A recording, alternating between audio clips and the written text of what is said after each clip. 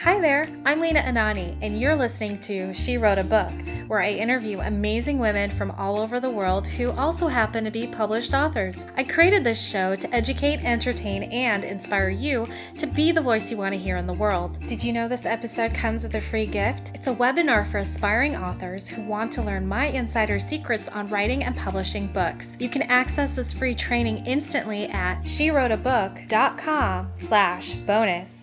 Now let's get started. You are listening to episode number 63 of She Wrote a Book, and today I'm interviewing Stacey Hall, author of the book Chi to Be, Achieving Your Ultimate Be-All.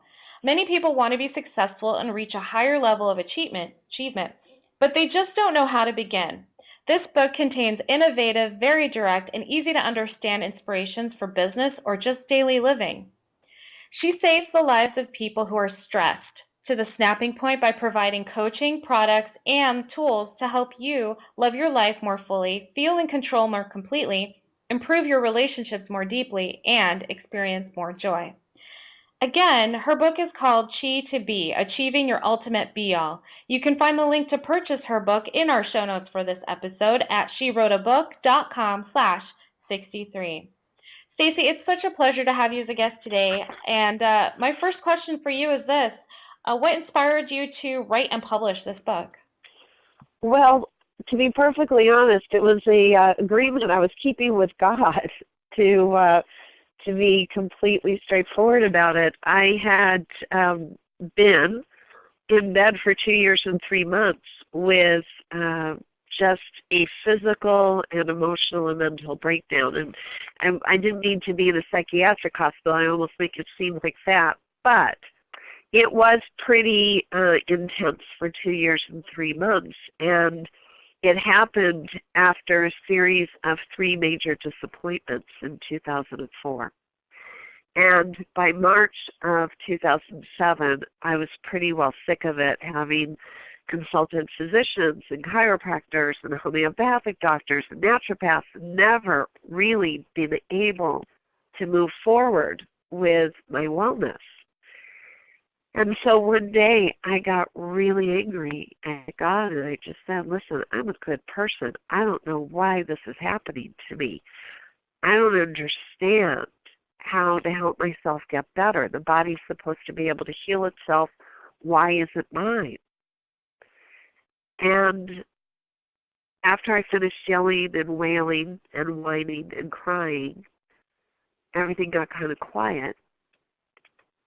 And I received a sense that I would get answers, that everything would be okay. And so I responded to that sense by actually saying out loud, you help me heal my heart and get well. I promise I will write down everything that worked that you sent my way. And that's what my book, Chi to Be, is. The 11 lessons I learned and how to practice them. They're very, very simple. They're truths that everybody knows. But what my readers tell me is nobody has ever put them together in a way that's made sense before, how they all interact with each other so we can achieve our goals with velocity and ease. Perfect. Wow, that's a very, very inspiring story. Wow. So how did you come to create the title Chi to Be? Where did that come from? Well, when you don't have any energy, that becomes one's all-consuming goal, as it was for me. And I realized that once I had my energy back, I was able to be anything and everything I wanted to be. It was my goal to get some. And when I started to do that, I was thinking, well, yeah, that's what everybody wants, is more energy. And honestly, I was playing with titles, and I went, energy, that kind of falls flat. And then someone mentioned to me the word chi means energy, and I went, yeah, Chi to Be, that's kind of cute. That's how the title came. Very cool. Very cool. And then your subtitle is also just as interesting as your title, and it's Achieving Your Ultimate Be-All. So what happened with me is when I was pursuing goals, and what then caused the disappointment was that I was looking at the big why. You know, everybody talks about the big why. For me, when we look at the why, we're actually looking over our shoulder at the past. I'm going to do something in the future because of something that happened in the past. This is my why I'm doing it. Does that make sense, Lena? Yeah, absolutely.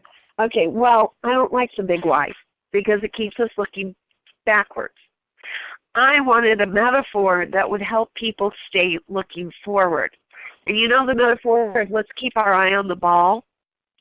You know, when we think about that, it's just keep your eye on the ball, not be for any reason other than to know where the ball is going.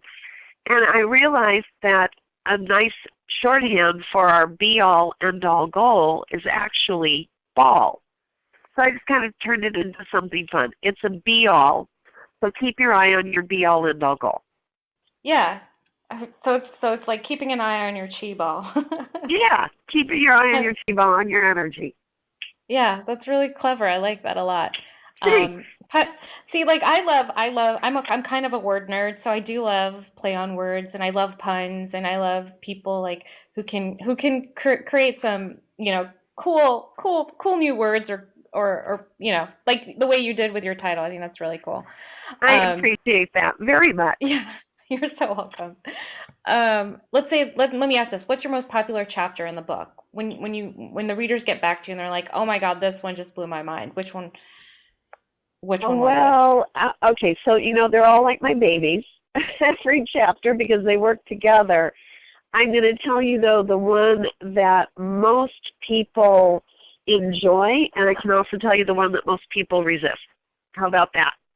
So the one that most people enjoy is learning the solution process for making choices and decisions.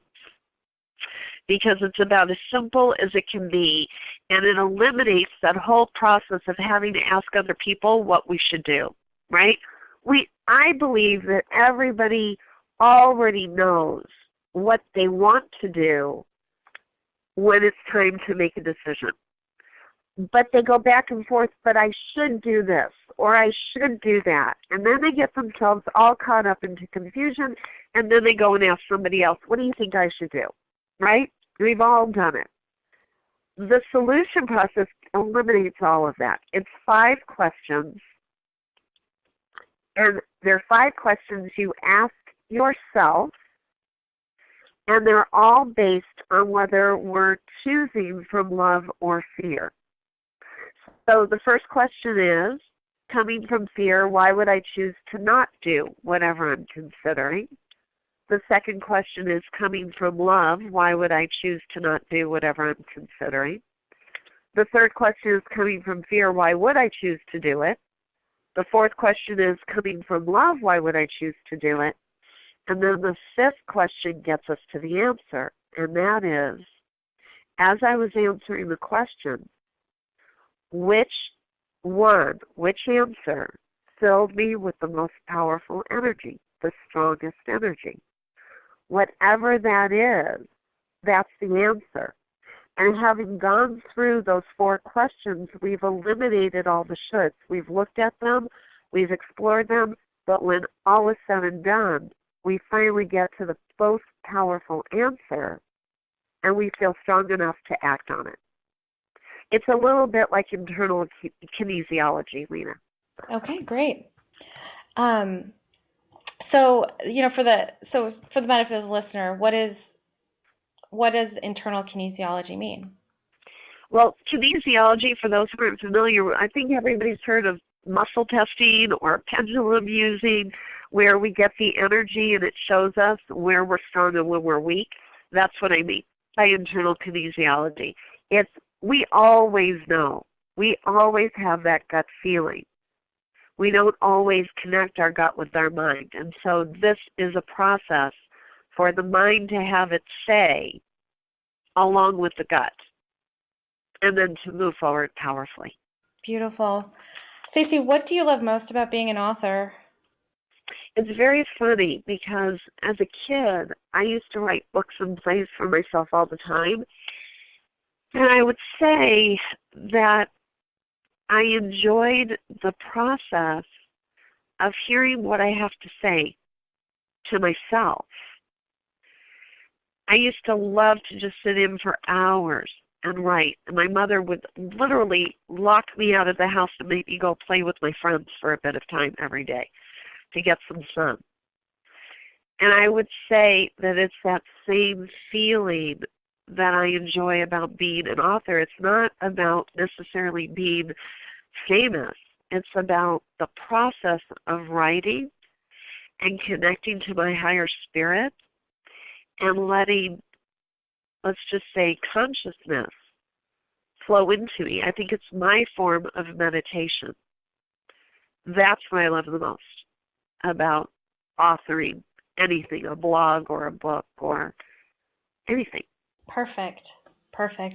Well, Stacey, thank you so much for being our special guest today. We will have a link to your book in the show notes for this episode, and our listeners can find that at SheWroteABook.com/63 to learn more about our author and her awesome book. Stacey, thanks again. It's been a pleasure. Lena, this has been a pure joy, and thank you for letting me be here as a true honor. Thank you. Thank you for listening to She Wrote a Book. If you enjoyed this episode, then subscribe now so you can automatically get access to all new episodes, and feel free to share your inspired thoughts with us in the comments too. I'd love to hear from you. Are you ready to write your own book? Get started now with my quick and concise webinars so you can learn my insider secrets on writing and publishing your own book. Claim your free gift now at SheWroteABook.com/bonus. Until then, may you always feel good and make magic. Feel good, make magic now. Lena, Anani will show you how. Ignite that wisdom inside of you and show the world what you do. To publish, write, and promote. Learn the best way to go. OMG, do it now. Lena, Anani will show you how.